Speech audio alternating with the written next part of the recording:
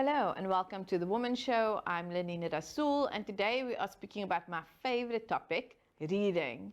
But we're not going into any book recommendations. What we are going to be focusing on is literacy, reading for meaning, and challenges that children are experiencing when it comes to literacy. Now, after the break, we're going to be joined by Roscoe Williams from the organization Read to Rise that works directly with school children in schools. But before that, we're going to have a look at a short video by the organization that contains feedback from school teachers about how much their programs have affected children positively. Let's have a look.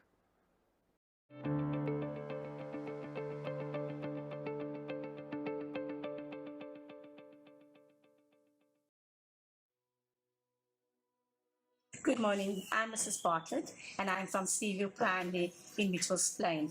Read to Rise has been visiting our school for many years now, and I can be honest in saying that they have been making a positive change in our children's learning environment. Our children has been improved with reading by means of these Oki books that the children receives. They take these books home, they have it in class. They are very proud when they receive these books, and they do actively read these books and make use of these books. These books are very useful. It helps them to read. It helps them understand life lessons, and our children love these books. Thank you, Read to Rise.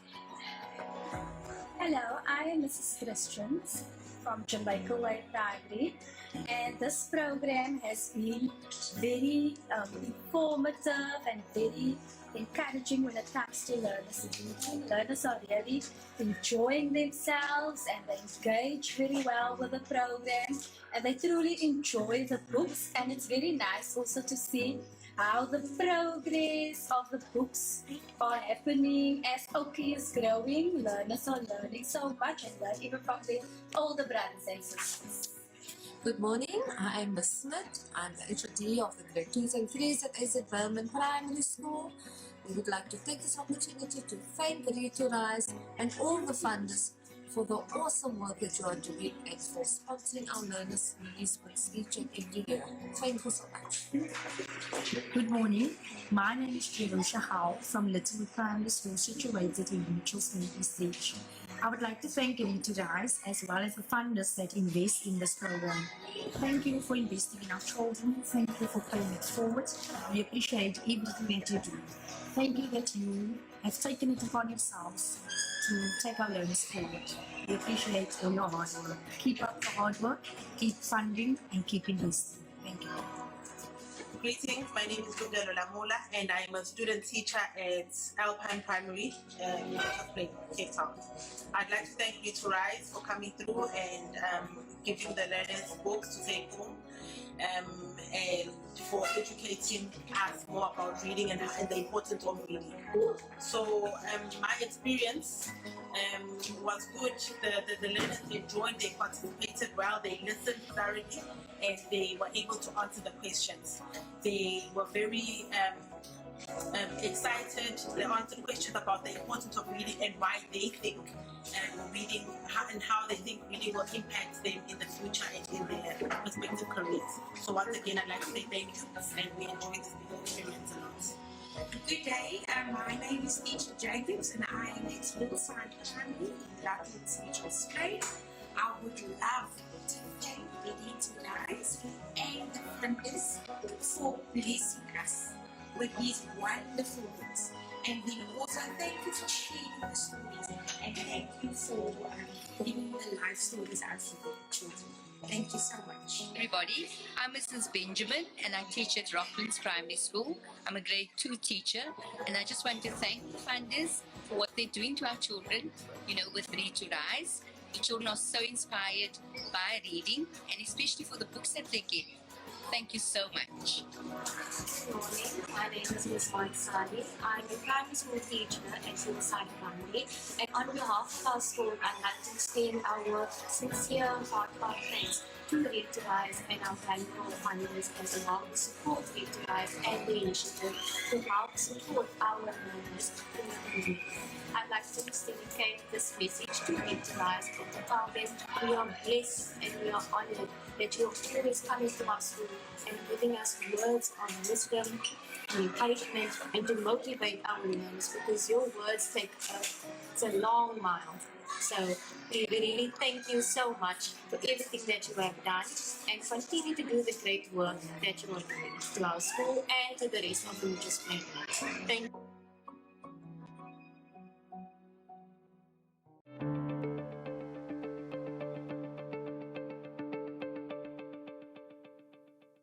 That was a short video by Read to Rise with feedback from school teachers about their program. We are going to take a short break, but we'll be back with more after this.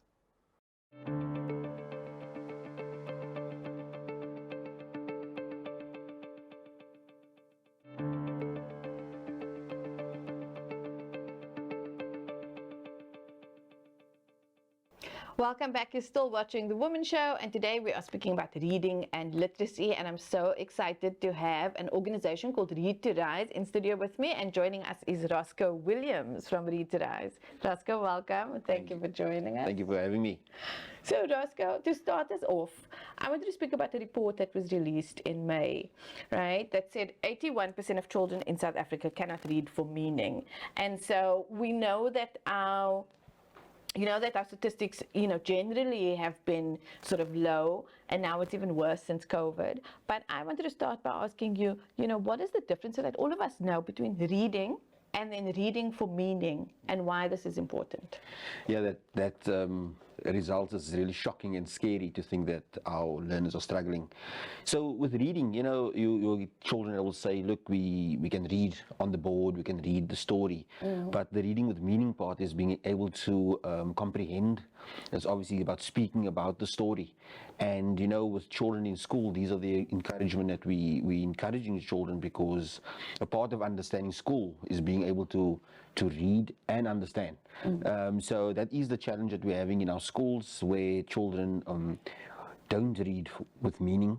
And it's also with the stories that they read and books that they read, it doesn't excite children to want to read and then actually understand it. So with their readers, they would just read it because the teacher's telling them to read it.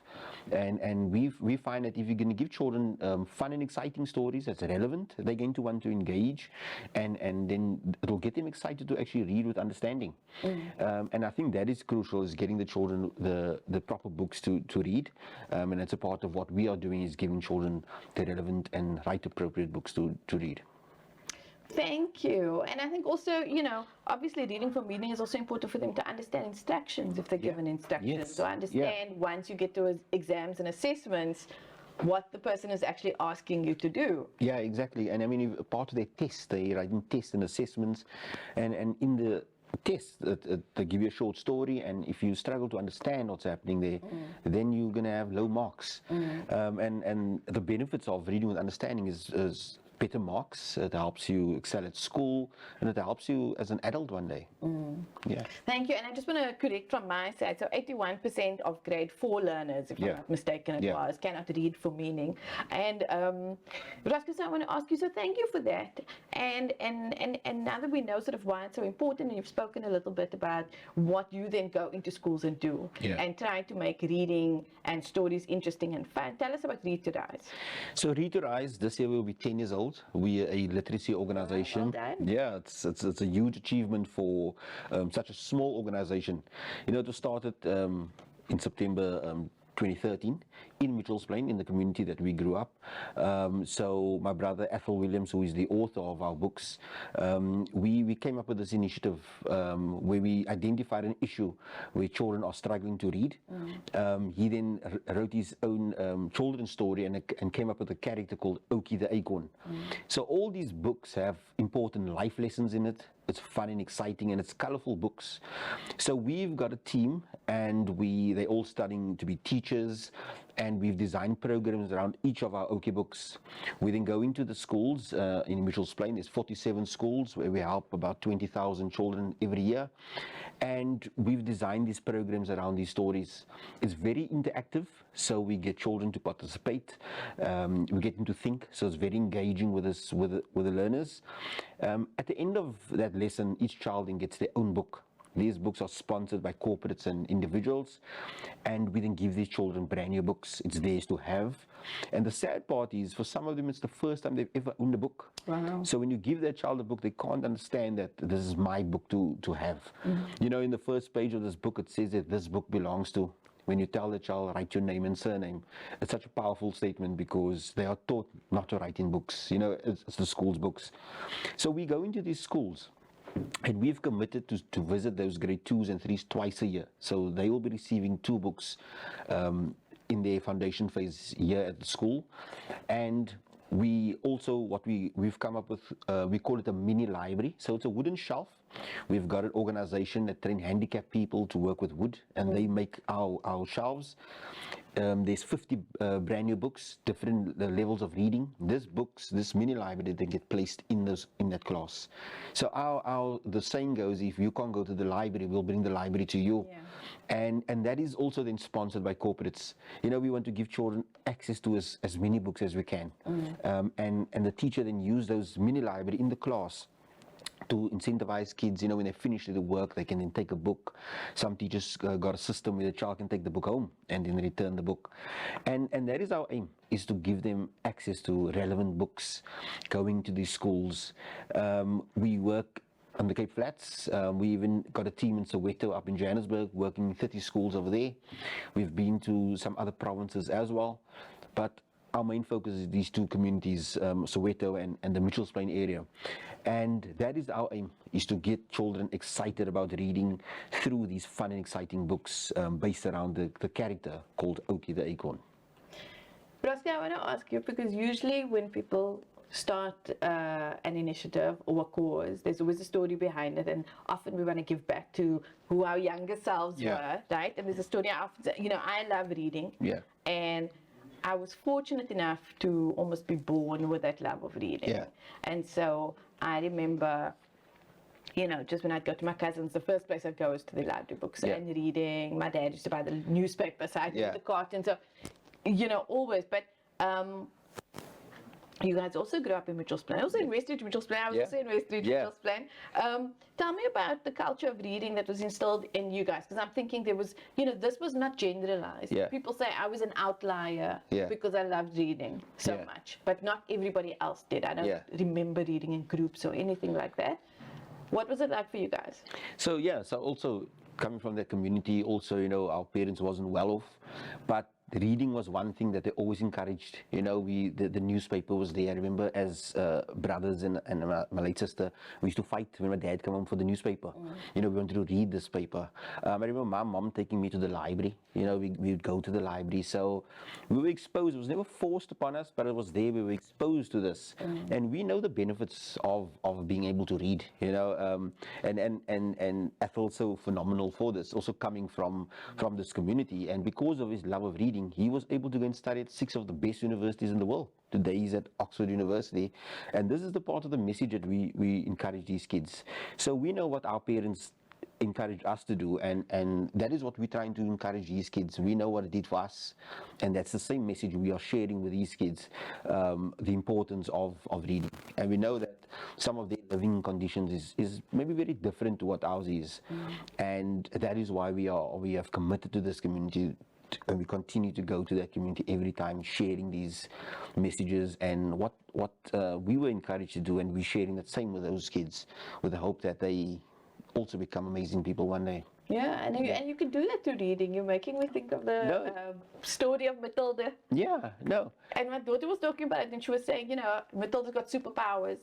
And the superpower is telepathy, so she can move things with her mind. But her first superpower was reading, right? From a very early age, and that's how she learned how to do everything for herself. And that's sort of what books do. They teach, right? I wanted to ask, so you know, the story of children and reading and the challenges that children have is not a new one. And over the years, there have been sort of lots of contributors to these challenges that people have spoken about. So on a systemic level, this report that was released listed a few things. Text poverty, no readers in schools or no appropriate readers, grade appropriate readers in school, overcrowding and underfunding of schools, and then on a micro level, there's text poverty at home with minimal or no reading material, and parents are not reinforcing it. I don't like the word force, but they're not creating a culture of reading. Yeah. And often I would like to say that is because those parents themselves did not have a culture of reading, so it's sort of a cycle, right? That's happening. I want to ask, and you've spoken a bit about this, but does it match up these contributors to what you find when you actually go into the schools and engage with the children? Yeah, it's some of the conditions around some of those schools are very challenging. You know, we look at all the negative things that's happening out there, and that negative pull on those kids is very strong. So, you know, when we coming now bringing positiveness, it's even harder for us to share that encouragement, you know, because when they leave the school, it's back to that negative things that's happening around them. And yes, I know some of the schools are under-resourced. Some of them don't have readers. You know, some of the children have photocopied books. And that's the sad part, because if you're trying to encourage children to read, how do you, it's hard to encourage them with black and white books. You know, now we come with these colorful books. Those children, their faces light up. They're excited. You know, they want to engage and read with these books. Yes, we do know some of the parents maybe never grew up without having access to books or the reading culture. That is why we give these children these books. So yes, we've given out 250,000 books, but it's also 250,000 homes, because now you have that opportunity to go home. Mom can now, or dad can sit with that child now. You know, you have no excuse now. Nowadays, books, whether you can read, whether you can't read, it's that opportunity to sit with your child. It's that opportunity to bond with your child, because that is crucial. We need to spend time with our kids, whether it's 10 minutes and that's also creating that love of reading. It's also getting the time to talk about the story, because you know, with our books we got questions in the back of the book, so you read the story, you answer the questions. That's now the opportunity for the parents now to ask that questions, and that's how we get parents engagement through reading and through their schoolwork. That's great, and it becomes sort of I know for us especially, it's a quality time exercise that we both enjoy, as opposed to something that you have to, as opposed to homework, something that you have to force the child to do. You can create it as an activity a special activity that you do together. And have you had feedback from parents that have started like doing this, engaging with the book with their children? Yeah, we often get feedback, you know, via social media, or a parent will drop us an email and tell us, my child is so excited now coming home with this book, you know, because a part of it, we tell them, go home and show your family. So that just proves that they have listened to us during that class, because the child goes home, shows mom the book or dad, and now they are excited. And with a hope after that, we can go to the libraries, you know. So this is hopefully something to start off that excitement, to spark it, and now from there we go to the library, and that's a part of our mission, is hopefully to excite those kids and hopefully to excite those parents. And yeah, we've had amazing stories. You know, we've had a learner, I remember, the mother was so moved. There was a child in our class. She put up her hand, she told me, I wrote a story. But she's such a quiet child, never speaks in the class. That child went home and told the mom about the whole experience and the words of encouragement I shared. And the mom sent such a long email saying this child's on medication, she's anxiety issues and all that. Ever since then, she's a changed person. There's no medication. And she's actually in high school now, but when I used to go back to that school, I always used to look for her, because it's that, you know, the relationship is the Read to Rise, and it's us, and that's the excitement, you know. Those are the parents that reach out to us. What about the parents or the kids that never reach out to us? And I know there's loads of them that have been moved by this program that maybe just keep it to themselves. And we see that going back to those schools, and we see children engaging with us and talking to us, because they remember us over the years coming to the school.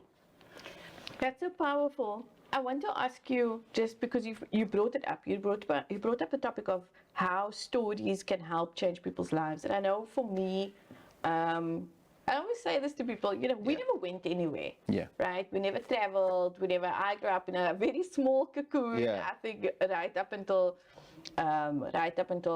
after I went to go study, where I really started going out by myself into the world. And by into the world, I mean just going to town by myself or wherever, right? Even within Cape Town. But reading gave me a broader sense of what the world was about, and most especially it gave me stories of, I really believed that, I had a deep belief that I could achieve almost anything. Yeah.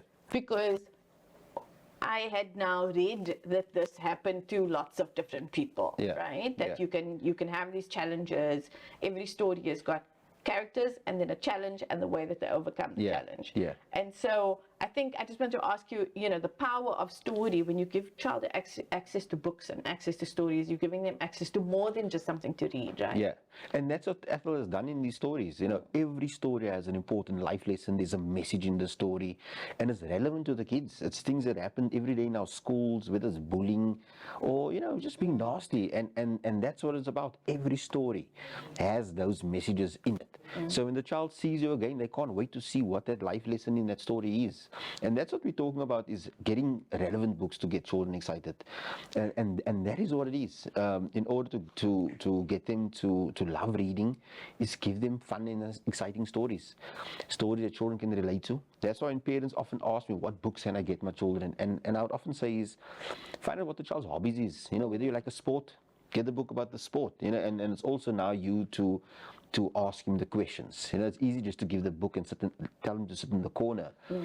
It's not going to work. I also got 2 young daughters, and I practice what I preach. Whatever I'm doing in the schools, we have to first try it out at home, and then we do it in our schools. So we trial, and then we do it over here. Yeah. And also, I think to say, don't be afraid to let them choose their books. My daughter came home with a book on spiders, different spiders of the world. Yeah. And she was so excited. I thought I would have never bought this book for her.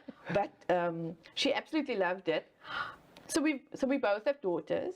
I wanted to also just ask a question around gender, because one of the points in the report that came out showed a gender gap in reading that is pro-girl. And we know that technology is usually pro-boy. We're trying to get more girls into tech.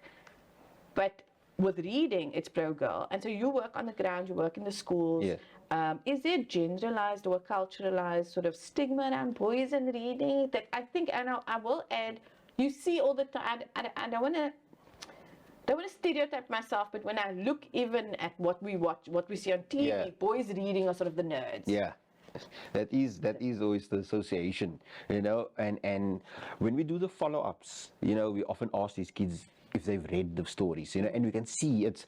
I know there was always that association, girls would read more than boys, but we find it's actually it's mixed. In our schools, these children, boys and girls, are reading, and I can if we talk about our stories, these children are excited to read it.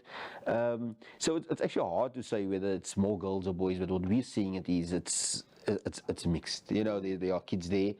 Yes, and technology, you don't want to say it's taken over, but it is there. But there's nothing better than having a book in your hand, and it's that smell of a brand new book for those children. And also, in some communities, not every child can have sort of a tablet or a cell phone. And I know some schools they do work like that, but we are working on the ground where the communities are struggling, and we have to then stick with the original, which is books. Yeah, the original tech. Books. No, those books. Yeah, technology, right? And I mean, those libraries got so much. It's thousands of books in their communities, and it's there. And it's we just have to encourage the children to go and make use of this facilities that's in the community. I read some research that said one of the ways that you can bridge the poverty gap, actually, one of the easiest and cheapest ways to bridge the poverty gap is to encourage your child to read. Yeah.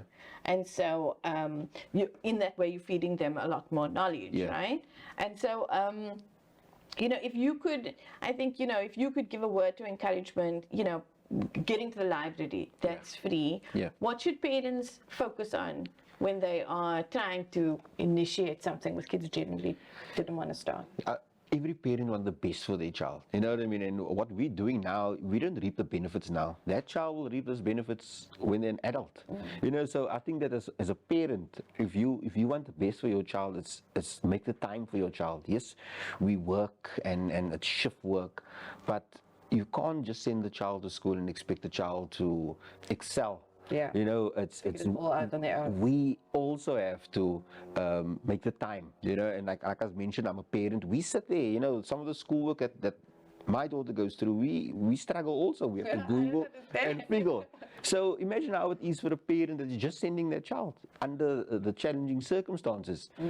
A parent needs to invest time in this child, make that effort. Incentivize the child. If the child doesn't want to read, maybe, we're going to buy you a chocolate, or we're going to, they're sitting with their phones. If you read a few, I don't always encourage them to read the entire book, but, at least one page, that's my encouragement. Read at least one page. And eventually they're going to read more. And as an incentive, then you can sit and watch TV, or, don't just let them sit to their phone immediately. Yeah. We have to incentivize them, and eventually they will end up reading on their own without even asking. And now I know that with my young daughter, that's how we used to do work with her, as we incentivize them. And I think that is exactly how my dad was also with us. It's the encouragement, and the bribery, the bribery, the good bribery. A culture of wanting to do it. Yeah. Let's go. We need to take a short break, but we'll be back with more after this.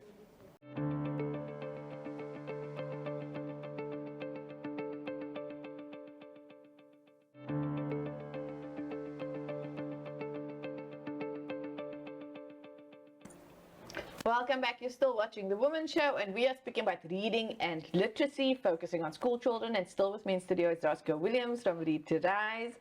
Roscoe, I wanted to come in and say, Read to Rise has been in existence for about 10 years, Yeah. you've said, right? And you've done a lot of work in schools, but you have also launched a Cape Flats Book Festival. So tell us about this festival. Yeah, so in 2019, we decided to have the first ever Cape Flats Book Festival on the Cape Flats. We as a family, we often gone to the Franschhoek Festival and the McGregor Festival, and if you look at those festivals, always in the elite areas. You go there, and some of the people in our communities will never get that opportunity to go there, because first you need to pay to attend those sessions. Then Ethel and Taryn, we decided, let's have our first ever Cape Flats Book Festival. We had it in Mitchell's Plain, 2019. A lot of people thought we were crazy for doing this. And we had it over a weekend, Saturday and the Sunday, and we had over 2,000 people attend that session. We had about 50 of the top South African authors that came to that event. We had different sessions where it was a free event for this community. Yeah. And people came to listen to their favorite authors, got to buy their books and engage and ask questions with the community.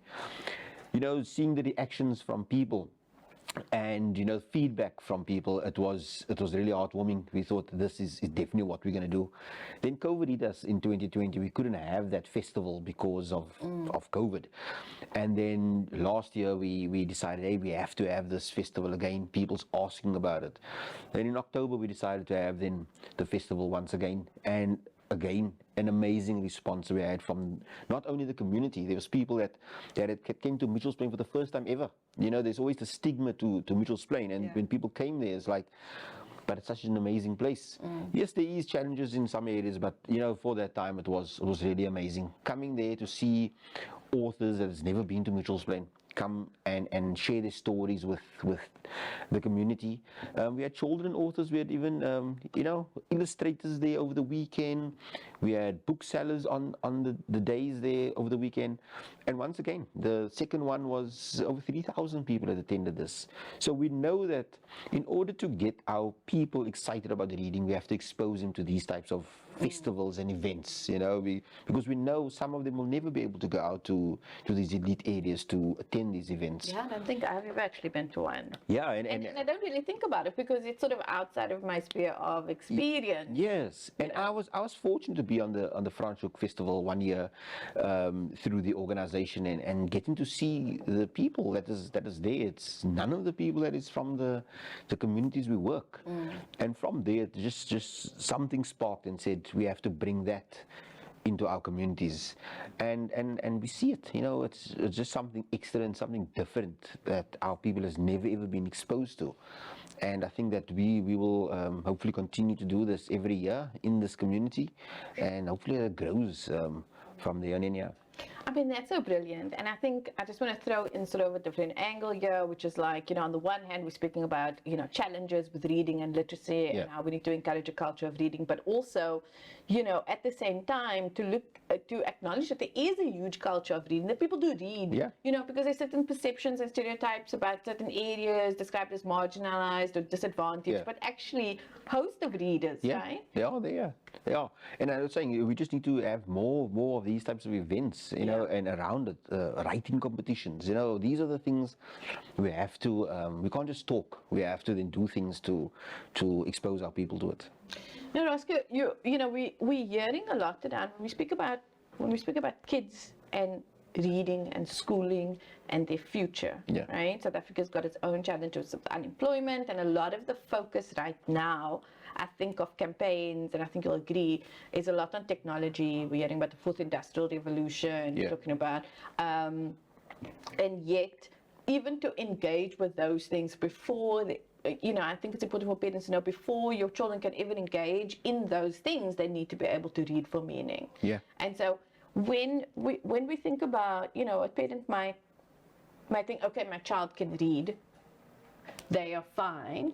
How can parents take it a step further, just engage with gauging whether their child can read for meaning or not, and take steps to ensure that they are actually sort of not just reading more books, but building a broader... So it comes down to the one-on-one with that parent. So if the child is reading that book, then it's your opportunity now to ask questions about that story. And that is exactly what it is. It's about you also being involved in that story. You have to then question and let them tell you about the story. So that's awesome. Tell me about what happened in the story. And that is how we're going to get them. It's easy for them to say they read, but it's the understanding part is the crucial part. And that's what we see in the schools, because when we do our follow-up, then we ask the child to read the story, yes, and as soon as I ask questions, then you will see how they're back, because they never thought that way, and some of our questions you get, it's just, it's a bit of a curveball where you go, and once you explain what the answer to the question is, now it sparks. It's because they never thought like that, or no one is actually asking that questions, because a lot of time they just think, oh, this is just a story about the acorn. But now when we explain the story is actually about us, because this oakie, it's representing us. So that is what it is. It's the involvement of that parent. We have to, whether you're driving and you ask them to tell me about the story, that is what it is. It is the involvement. And with technology, that's the way things are going. But without reading, without books, we have to put in our effort also as parents to assist these kids. But even the reading and technology, even the technology and the apps and the games and so forth, a lot of that is also reading based, right? Because you have to be able to understand the instructions, you have to be able to Google and search for what you're looking for. So even there, we understand the importance of being able to read for meaning, to find the information that you need. And even as everything as an NGO, when you approach funders, I know any NGO getting funding is always an issue.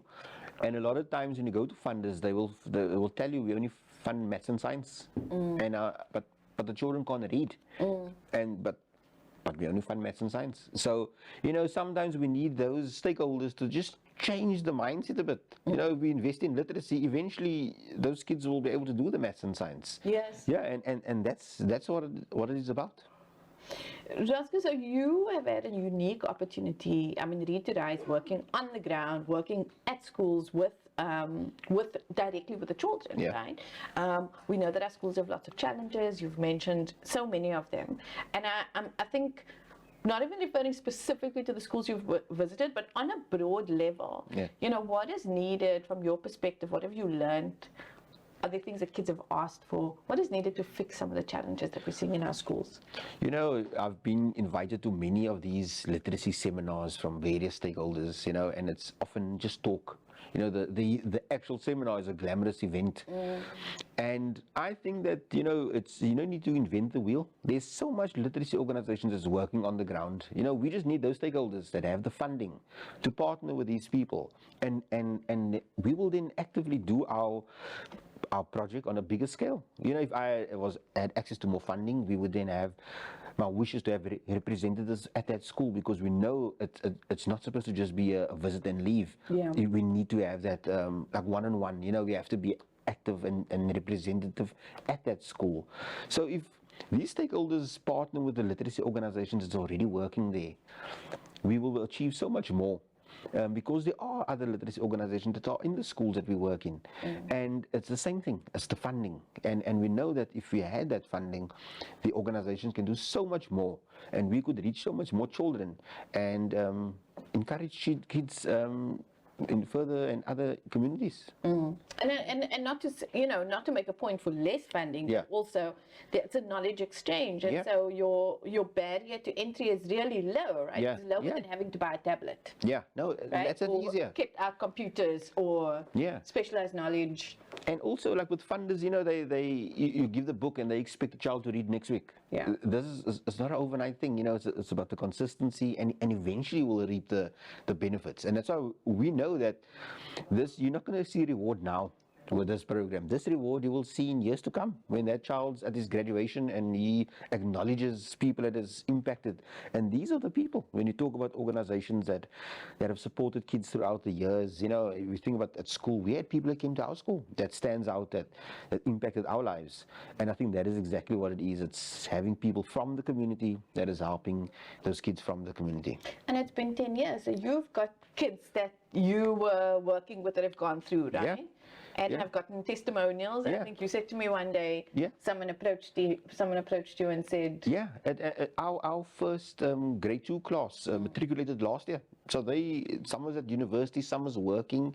So when we go to those high schools in the Mitchells Plain area, they all know us. When they see our vehicle, you can hear them shouting, "Read to Rise," and that is the impact that you have. It's the reminder. So even though we're not working in the high school, but when they see the van with a name, it's a reminder and it's a flashback to their experience of when we were there in their school.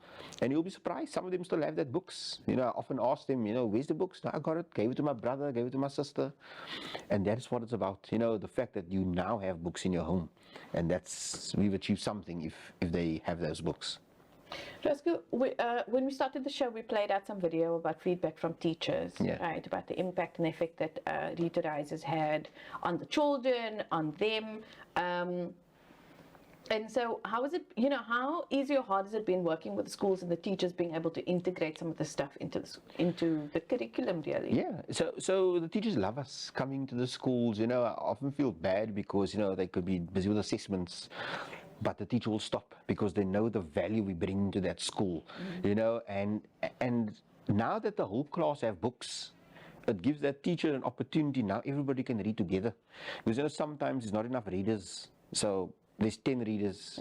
Now everybody has a book. Teachers then use these stories where they want to write about your short story about the day. Teacher will use news for the day, and now we use this. They even involve it in the test. We have teachers that use these books and the life lessons in the story, a part of their curriculum. And we see the value. Teachers, they love it, because we come into the school, we're providing brand new books to the children. So we've never had issues with our schools. They've never turned us away because they appreciate and the value we bring to the school. You said earlier, we acknowledge that, particularly with certain schools and in certain areas, young children, because you work with grade 2s and grade 3s, young children are exposed to a lot of difficult things, like a lot of real world challenges. We're talking about poverty, we're talking about gangsterism, we're talking about knowing people, having seen people get shot, in their communities. And you spoke about the Oki books and how giving kids stories that give them hope to sort of, how can storytelling also, I think, just help them to sort of deal with, or how have you guys devised a program where storytelling helps them to deal with those types of things and even trauma? So if you just look at our one story, it's Oki the Happy Tree, just to give you just a quick briefing. There's a bird and a zebra that try to influence Oki to be somebody's not. They ask him, do you want to fly? Do you want to run? Like the bird and the zebra. And when we discuss the story, and if you think about in our life, who are the ones that's going to try and influence us to do the wrong stuff? And it's often our friends. And sometimes the children don't realize, that we get good and we get bad friends. So outside, you're going to have those friends that are going to influence you to do the wrong things. And then we discuss, so what did Oki do in the story? Who was there to guide him? Yeah, so it's the sun was there to guide him. Now, in our previous story, who's the sun? It's our parents, because they're the ones that are there to encourage us. It's also our teachers, you know. So our teachers are sharing these messages, and here in the story, it's also showing you to choose our friends wisely. You know, when you go out there, and I often tell them, I would rather have no friends than to have the wrong friends. And these are just some of the messages we're sharing with these kids when going out, going home. You know, these challenges are going to be there. How do we handle the situations? How do we respond to it? You know, and I know it's very hard. Because, you know, the sad part is for me is when I drive around and these gangsters shout "Read to Rise," because they were also once a part of our program. You know, they're now young gangsters, you know, and that's often sad. I often stop and I speak, you know, and we know that the negative pool was too hard on them, but at least, you know, we shared some hope and love with these kids when they were at school with us.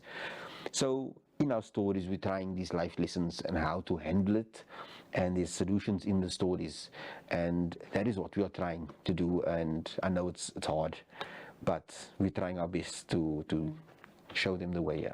So in effect also, you know, Read to Rise is not just about reading and literacy also, because you're coming there and you're teaching kids also about sort of psychosocial skills, some of the other things, also recognizing some trauma and stuff. Yeah. And also by giving the child a book, you know, it's not just giving that book. You're not taught about the responsibility, because we're telling you, you need to look after this book. You can't throw it away. You know, so there's many things, lessons going into this book. You know, when we post our photos, you often just see the nice part, but behind the scenes, there's so much things and lessons going into just getting this book, you know, and often we tell them, look, you're getting this book for free, but somebody has paid for this book, and the reason why, because they believe in you, they want you to become something.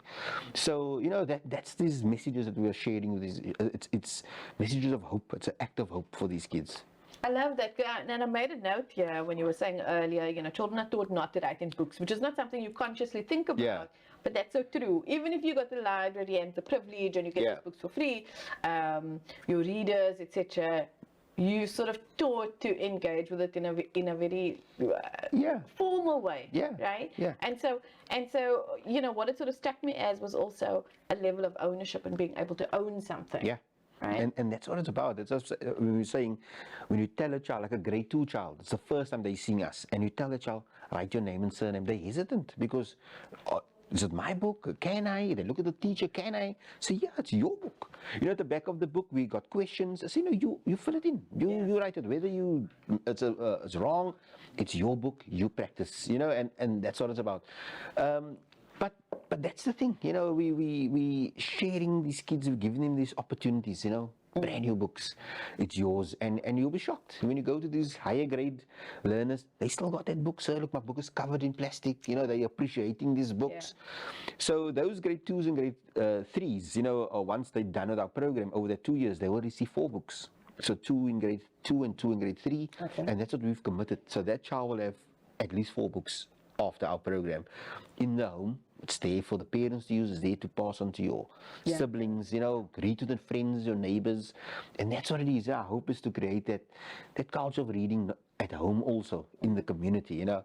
I often wish to see kids sitting on a park, you know, around, you know, you often see kids standing, but they're not reading, but I mean, that would be awesome to see them sitting with their books, you know, and I'm also thinking, as you were saying, you know, with more funding and with more resources, being able to have things like book clubs and so forth and all of that. Roscoe, I want to ask, we've got 3 minutes left. How can people support Read to Rise, get involved with Read to Rise, take part in the activities of Read to Rise? So they can, our website is www.readtorise.org. We're on social media, it's Read to Rise. It costs as little as 50 Rand to sponsor a child.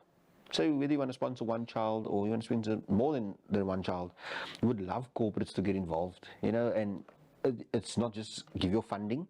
I want you to come with us to the school. You know, come and see what it's about, and you can engage with these kids and see I know that once funders come, and then they will have a different perception of the value that we are bringing to the schools. So we'd love them to come on board.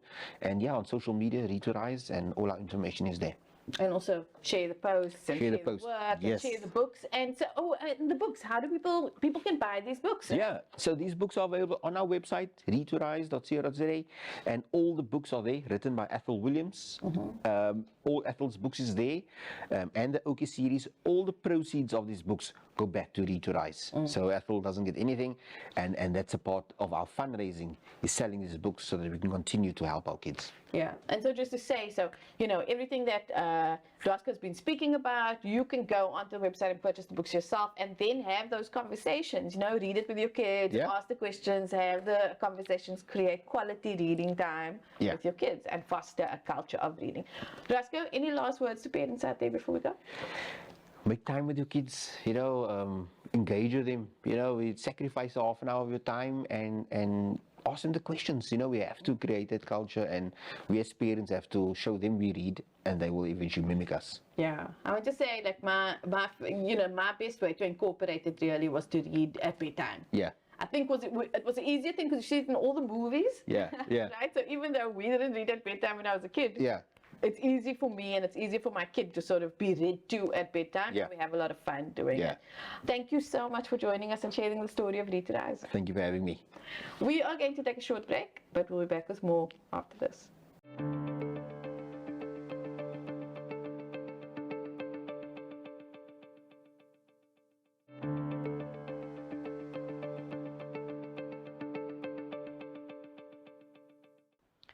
Welcome back. You're still watching The Womxn Show, and we've been having a great conversation about reading, literacy, and reading for meaning. Now, one of the initiatives also launched by Read to Rise to encourage reading amongst children and adults and communities is the Cape Flats Book Festival.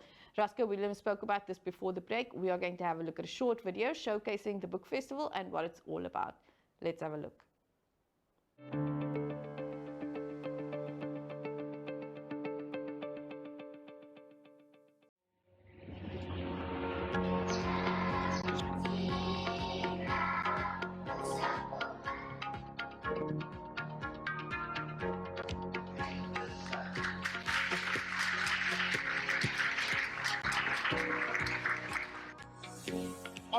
I'm from Cyprus Valley Bookshop. We're a pretty new bookshop in Cape Town. 1 year and 3 months old. We're the only black bookshop or person of color owned bookshop in Cape Town right now. And I think only one of two in the whole country. So we are a very new boy on the block, but we're determined to grow. I think it's a great pleasure to be here, and I think it's a great initiative. And the best of strength to the future here. Bye.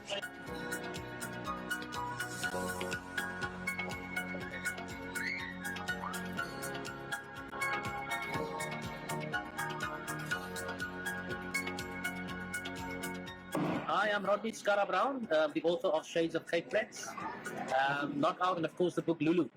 And it's wonderful to be out here on a very, very special weekend. We celebrate and recognize authors, publishers, illustrators, and of course poets.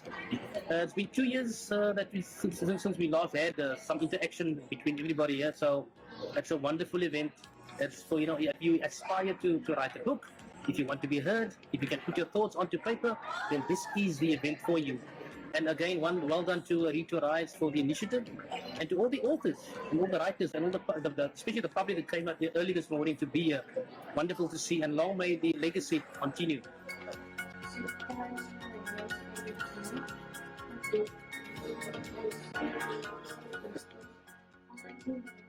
Hi everybody, my name is Kabea. We're out here at West End Primary School for the book festival. It's a wonderful day. I am here representing Hilderwood Project. What we do actually, we teach at 12 schools a week, and we teach them from art, music, dance, golf, and DJing. That's our 5 elements. But the most important part, we're trying to change the kids' mind, so that if we change the mind, they can better the actions. Every stories that we teach them are found in those books, and this is one of our books. We just launched it recently from our author, Yamil YX. It's actually out right now. You can get yourself one. I'm actually having a good day. Thank you so much. And come join us for the next year one. We'll see you guys.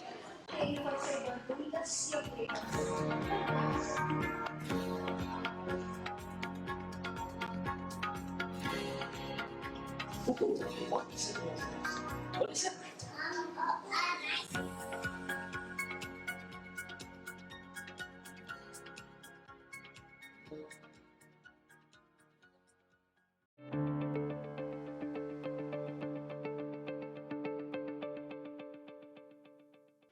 That was a short video about the Cape Flats Book Festival by organisation Read to Rise. And that brings us to the end of our hour together. Now, if there's one thing we can pull out of this great conversation, is that reading is not just about the words on the page, but engaging with the literature and the meaning of the story. And the best way to do this with your child is to sit down with them and discuss the story. And that's all we have for today. Thank you for joining us. I'm Lenina Rassool. Goodbye.